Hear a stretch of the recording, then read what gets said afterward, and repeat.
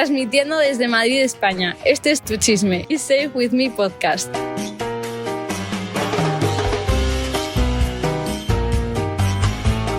Tu Chisme y Save With Me podcast es patrocinado por Leman Values.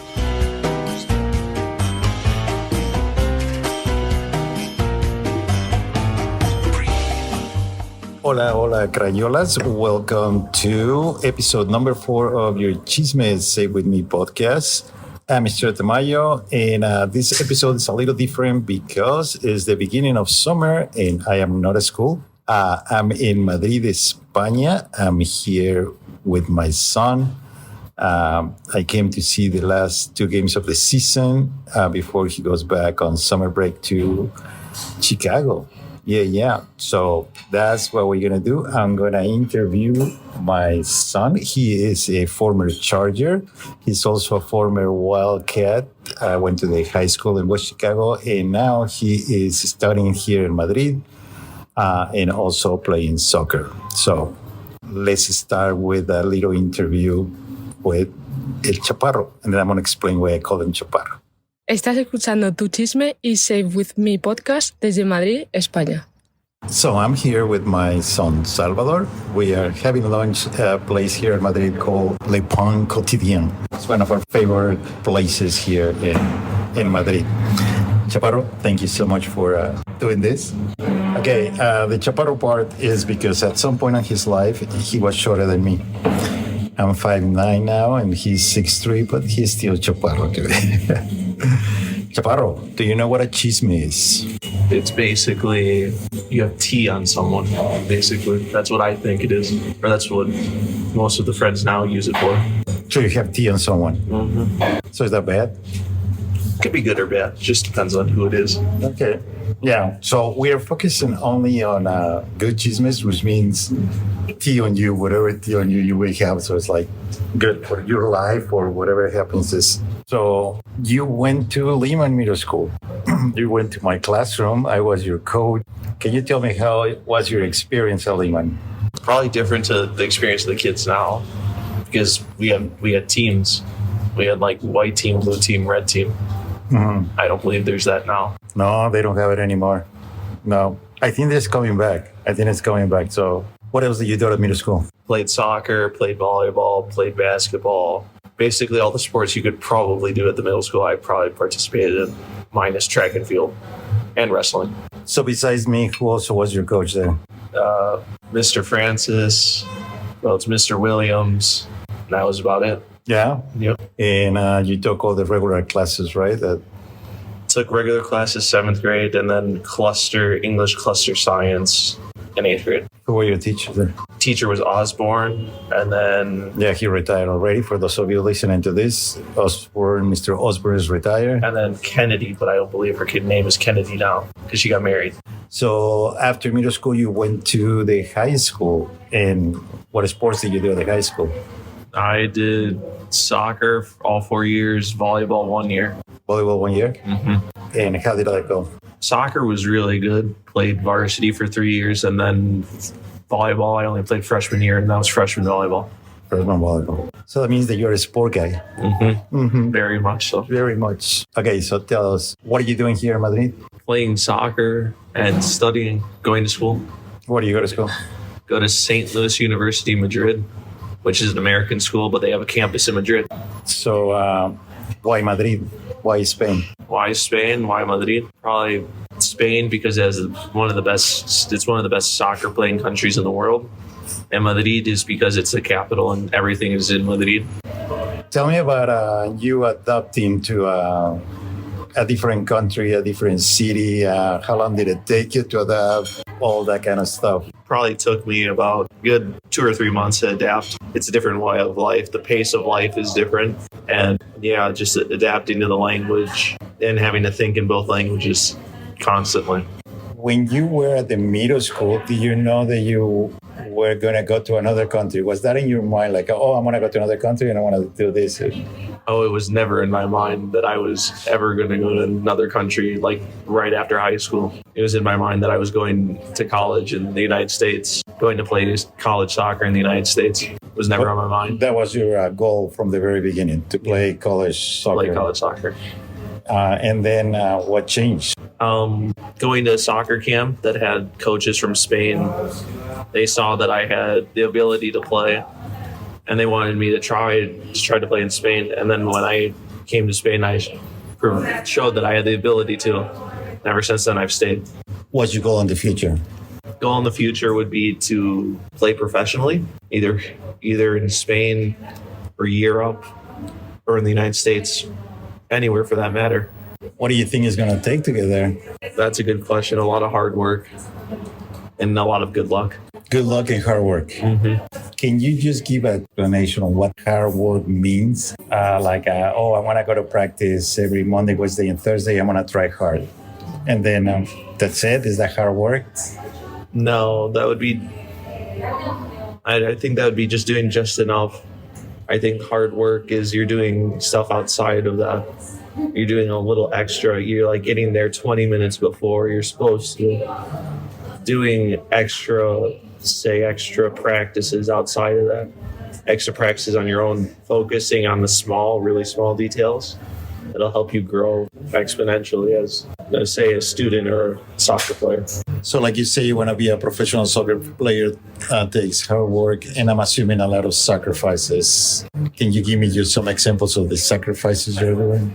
Sacrifices I'm doing while I'm in Spain would be that of I'm away from friends and family for a good 9 months out of the year. I don't really have a social life, which is okay with me, as well as putting my body through a lot of physical strain and mental strain. Do you think that at some point in your life you're going to say, okay, that's it, enough? No, I don't want to do this anymore? Probably not. I enjoy it way too much for some reason. It may be just that because I'm a goalkeeper, and goalkeepers are a little off in the head. But yeah, I enjoy it way too much. When did you start playing goalkeeper? When did you say, I want to be a goalkeeper? That's a good question, because I've always played goalkeeper, but it was never specifically my number one position. I always played goalkeeper and then a goalkeeper for a half and then a half on field. Then for full time, probably freshman year of high school, became a goalkeeper full time. And then from there you say, I want to be a goalkeeper full time, or? I wanted to become a goalkeeper full time because I saw that I may be lacking some areas as a field player. But as a goalkeeper, I have the capabilities of being a really good goalkeeper if I focus all my attention instead of only focusing half my attention on that half of it on the field. What advices would you give to little kids, like middle school kids, that want to be goalkeepers? Well, actually, some of them don't want to be goalkeepers. They're good, but they don't want to be goalkeepers because they want to score. When do you say, I'm a good goalkeeper and I should be playing goalkeeper, no matter what people say? Honestly, just to try it, because never hurts to try anything. Then you try it and you come to enjoy it and you want to get better. There's no problem with that. It's always, if you just keep trying, and there's nothing really wrong, because goalkeepers aren't like field players. Goalkeepers learn from mistakes. They don't learn from what they do good. So if you mess up and then you correct it, well, you gained a new skill there. I'm making mistakes pretty much every day, every practice. But then I learn from those mistakes and I look to fix those, look to grow from it. Yeah, but the problem is that you make a mistake in the back, you're the goalie, that's it, it's a goal. And then they blame the goalie. Is that something that is going to affect you? Or how do you get rid of that? Like that feeling that, I would have to go to the Ted Lasso quote, be a goldfish, because goldfish are the happiest animal in the world, because you don't want to know why. They have the shortest memory. Being a goalkeeper, you have to have a really short memory. Yeah, for those of you who don't know who Ted Lasso is, it's just a series on Apple. They're on Apple TV. If you have a chance, watch that one. It's a good one. So you need a short memory to forget about mistakes. Do you like to be a spectacular goalie, like a FIFA 2000 kind of goalie, like they fly all over the place? Or what kind of goalie are you? I'd say I would be a Spanish-style goalie now. Explain what is the Spanish style. Able to play out with their feet, play out of the back with their feet, that extra attacker essentially, and then also make the saves when they have to make saves. I don't really like. There's so much more to goalkeeping than making that that really spectacular save. I'd rather have the save where they're like, oh, the goalkeeper made that save. He's good again. Oh, yeah, he provided an assist. You rarely hear that unless you're like maybe in Spain or a country that focuses on the goalkeeper being the first line of attack. You have many soccer coaches in your life so far, and you're probably going to have more than that. Is there anyone, and that would include me because I was your coach, that gave you a bad advice being a goalie? And if you remember that bad advice that says, oh my God, now that I know better, he was totally wrong. A few of them. Like what? Give me one example of one. Telling me to come out for a cross when I'm not supposed to, when it's out of my zone. Giving advice on how to make a save, but they never play goalkeeper in their life. So they don't know how. True. That would be me too. Who's your favorite goalie? All times. All time? And why? That's a very difficult question. I'd probably have to go, this is a very difficult question because there's so many that I like, but I can never really pin. I would just have to say Memo Ochoa. Memo Ochoa? Memo Ochoa. Why? Because I've always watched him growing up. This is the first goalkeeper I watched growing up. I always tried to imitate the saves he made, and it was just constantly watching him yeah. When I was growing up and playing soccer, all the kids that we played together, we always pick a player I am Ochoa, I am, I don't know, Reynoso. And you go for that. I don't see that much on kids these days. They don't pick a player and say, oh, I'm like this and I'm trying to play, or trying to be like that player. Do you see that with kids? No, I don't see it that much, but it's also because a lot of the kids my age growing up, we had certain commercials, like the Nike commercial where the kids who were playing in the pickup game were saying that they're these players like Ronaldo, all the Nike sponsored players. And it was a really cool commercial. And then that whole summer, all the kids who were playing pickup games basically imitated that commercial for a whole summer. It lasted 2 or 3 years, actually. Really? Yeah. How long have you been here? 2 years? 3 years? Technically 2 years. Technically 2 years. And I should know that because I'm your dad. Yeah. So you went back because of the pandemic. You went back and then you play at Benedictine College. Tell me about it. Benedictine University. Benedictine. Because Benedictine College is in Maryland. There you go. Benedictine University in Lisle, Illinois. How did you get there? How'd I get there? So basically, when I came back because of the pandemic, we really didn't have any options to go to school or play. Because going to school back in Spain, they weren't allowing students in, even if you had a student visa. So they weren't allowing anyone in. We were just okay, where do we go? Who do we talk to? And it happened to be the club coach. Can I say his name? Yeah. Coach Attila Schmidt. He's the head coach. He was the head coach at Benedictine. And we contacted him and he's like, oh, we're actually looking for a goalie. So if you want to apply, we'd be more than happy to take you. That's how I ended up at Benedictine, really. How did it go there? The fall, we were supposed to have a fall season. It got moved to the spring. The spring season was really good, actually. Yeah. We beat Dominican University for the first time in, I think, 4 years, from what I was told, for the program. Did you play the whole time? I played all but 2 halves. So that was pretty good. Yep. Estás escuchando Tu Chisme y Save With Me podcast desde Madrid, España. Okay, Chaparro, so after Benedictine, you came back to Spain to play for? Santana, team called Santana. So it's basically a team in the barrio de Santana. It's a neighborhood. It's a neighborhood team. It was made after a group of, they call them vecinos, that have a bar right outside the field. Decided to form a team, and then it kind of grew till it got up to I think 3rd division at one point. So it's going back for Santana. For the first team, yeah. I practice with the first team and also play with the B team. And besides the team you are practicing, you have individual training with PA team. Tell me about PA team. So PA team was created by a former Real Madrid player, Alex Diaz, and he just created this to give opportunities to players from Spain or internationally. And he wanted to give opportunities to play in Spain or to play in the United States as well. Your coach is a famous. Oh, yeah. Tell me about it. My coach for the B team, his name is Miguel Porlan, or Chendo as he's known. He's currently the first team delegate for Real Madrid under Ancelotti, but he played for Real Madrid for 20-something years, and he's won, I think, 7 or 8 La Liga titles and in multiple European Cups. And just recently, he was at the Champions League final on the field. That is so cool. It is. I think. Difference between players in the United States and players here, and I'm talking about not only soccer, but also as a kid, just as a human being. So the differences between, say, a Spanish player or an American player, I think American players grow up, they are pushed to play more than one sport. While here it's football 24/7. You only play soccer, really. Soccer's like a religion here, and that's what it's pushed towards. While in the United States, a lot of players are like, okay, multiple play, say, basketball and soccer, baseball and soccer, American football and soccer. It's not just they're only focused on one sport.